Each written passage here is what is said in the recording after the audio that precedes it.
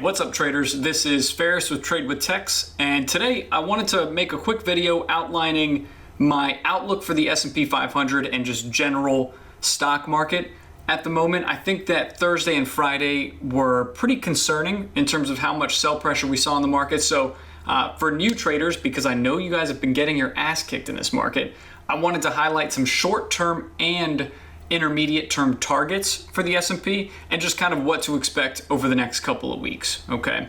Before we get into it, this is not, the old weekend reviews that I used to put out where, I go over game plans for different stocks for members and whatnot. This is just for the S&P 500. We're going to use the futures ticker, but it applies to options and pretty much anything that you can trade. Also, if you are not in the Trade with Tex chat, you can join us for a free week. Just click the link in the description below. Okay, but either way, let's start things up. So for the S&P, again, Thursday, Friday, very concerning action in the markets because we had Powell speaking on Thursday. So this is the daily chart here.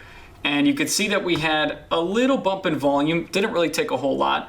In order for us to drop, I think this was like 5-6% from that Thursday high and close lower. Mind you, up until this point, the markets had bounced pretty nicely from those lows. And we didn't really see much sell pressure. Even this drop wasn't that bad.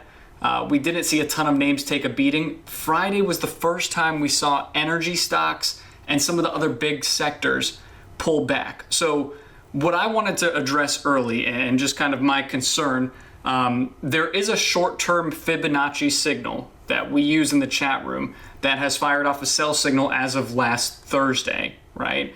And then Friday, another sell signal was fired. So we'll get to the short-term stuff in a second, but as a long-term investor myself and intermediate term, right? I swing trade a lot in the chat room as well. This is a little bit concerning because if you think about the macro view and the price confirmation that we got last week, the macro view right now is that we have the Fed hiking rates short-term, right? And then in addition to that, we have the Fed announcement coming in about 3 weeks, right? 3 weeks to a month in mid-May. So from a macro perspective, rates are not looking great, which is not going to bode well for tech stocks, growth stocks, all those other names that people normally flock to, right? And the ones that have kind of moved on air since the COVID low. In addition to this, and the big note that I wanted to make early is that, again, energy and all these other sectors that have a lot of boring stocks typically have started to pull back. So my outlook right now is that there will be a couple of groups that'll still keep moving up, a couple of dividend plays. Some of the bigger retail names like Walmart, et cetera, have still done pretty well in this market. But a lot of these energy names, if we see the big commodities pull back more, right, won't be able to perform well. So the sector outlook is the second big part of this. And I wanted to just briefly go to this before we start talking about specific price targets for the S&P. Which we'll get to in 1 minute. But this is what I was talking about last week, how if you could see on Friday, everything took a beating. Mind you, there was no big headline on Friday, right? This was just standard action. We banked a good bit on Thursday on the short side. Friday only like half the day.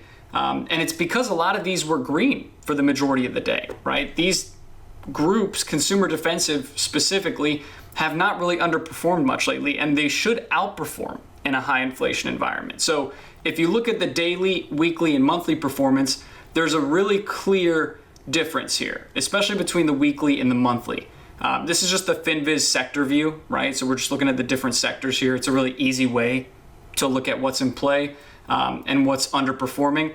And you can see this is kind of expected: communication services, tech, even to a certain extent healthcare, right? But some of these bigger sectors on the bottom, underperforming, that's expected. But if you can see, energy for the first time, right, energy's kind of on that break-even line for the past month, is starting to pull, okay? We also have utilities, which has, again, performed phenomenally, and usually utilities outperform in this kind of an environment, also starting to pull.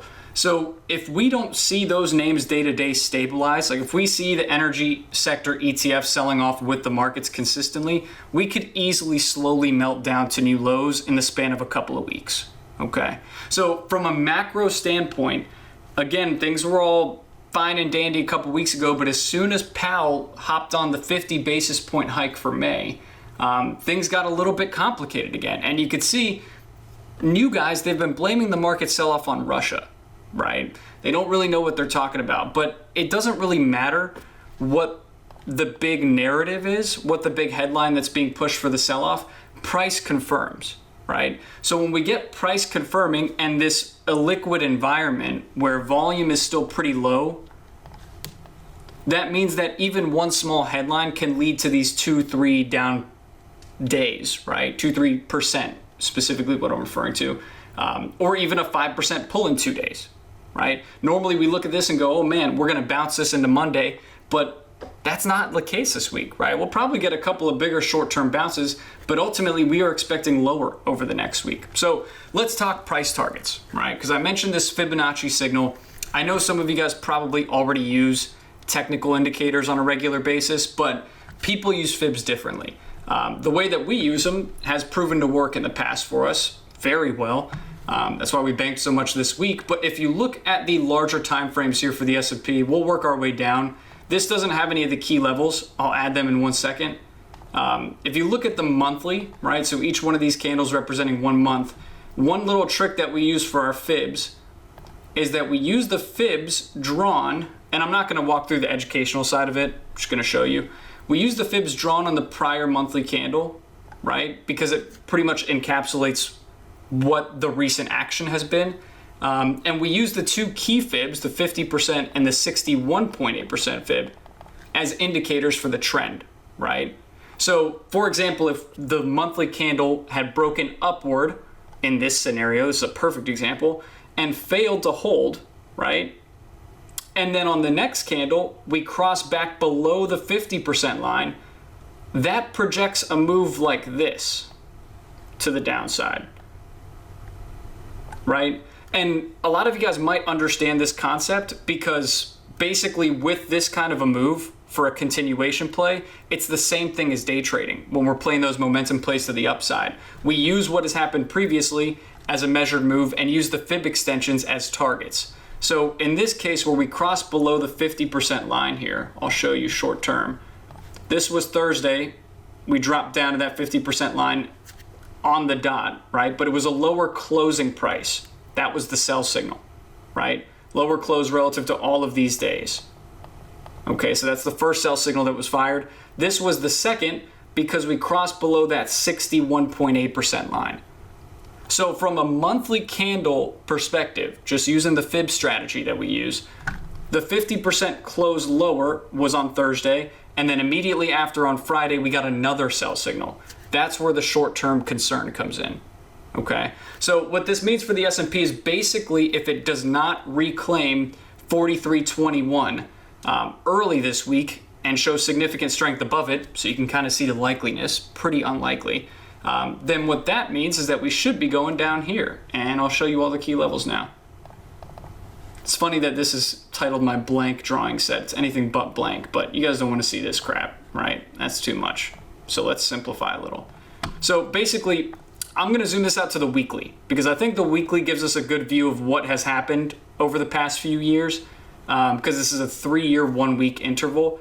But if you look at this chart, you can see that we have that sell signal short term, right? And if you start looking at the levels below, we have an interesting structure here because the bulk of the support is down at like 41.30, 41.80, right? Short term, as you can see, we lost a big level here, 43.80. So what this normally indicates and what we've kind of used on this drop off earlier, I don't know if you guys remember this, some of the experienced traders might, but you guys probably don't. We used 45.80, 43.80, and 41.80 as the big zones. So what these fibs are telling us right now with the sell signal that was just fired off on Friday, Thursday, is that we're signaling a drop to 41.80. To me, that seems like a very shallow target, right? If the S&P just dropped 200 points in 2 days, granted that was a little bit too much, right? We'll probably go back to like the 60, 70 point drops early this week. But if you think about it, the 200 point distance between those levels and we're only 70 points away from the next level, that's a shallow target. So for me, what I'm looking for specifically is for this area to crack. Doesn't have to be, some huge high volume drop. It could easily just be a slow bleed to the lows. But basically, short to intermediate term, we should be targeting this move down here to the next fib zone. More realistically, like 39.50, 39.60, and then max downside for this next move down, right, should be 3,800.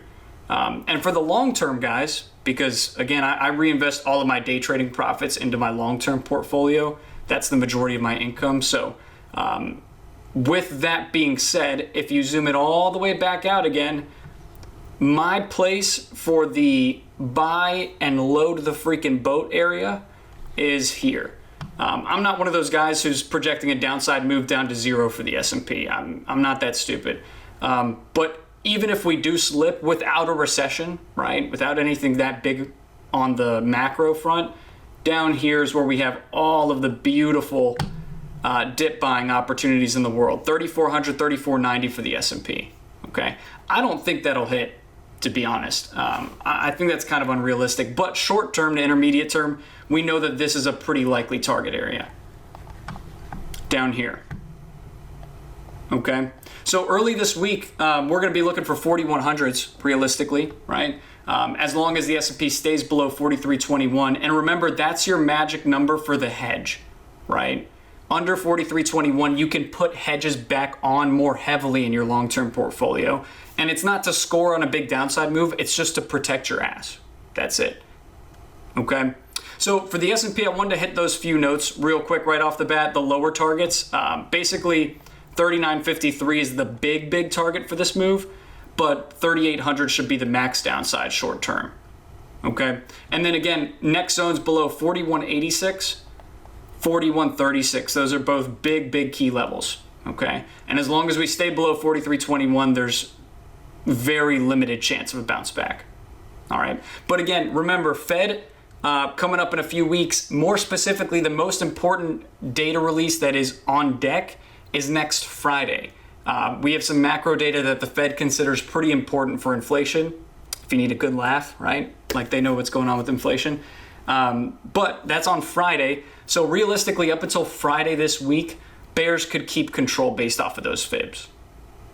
Okay? So just keep that in mind. If you're looking at bigger bounces, don't play the bounces unless we've broken the prior day's high or close. Simple trade rules. I know for some of you guys, most of this, or a lot of this must just go through one ear, out the other, but hopefully these levels help you, and hopefully you can make some money with us and just protect yourself over the next couple of weeks. Okay? If I'm wrong, so be it, but that's how I'm going to be playing the markets over the next few weeks. Okay? And one last thing, again, if you are not a member in chat, you can join us for a free week. The link is in the description of this video. And if you like the video, feel free to share it, right? Like and subscribe as well. Okay, a lot more educational videos with my face actually in it are coming out soon, but for now, I wanted to get this out there, okay? So thank you so much, guys. Enjoy your Sundays, and good luck this week. All right, happy trading. Take it easy, folks.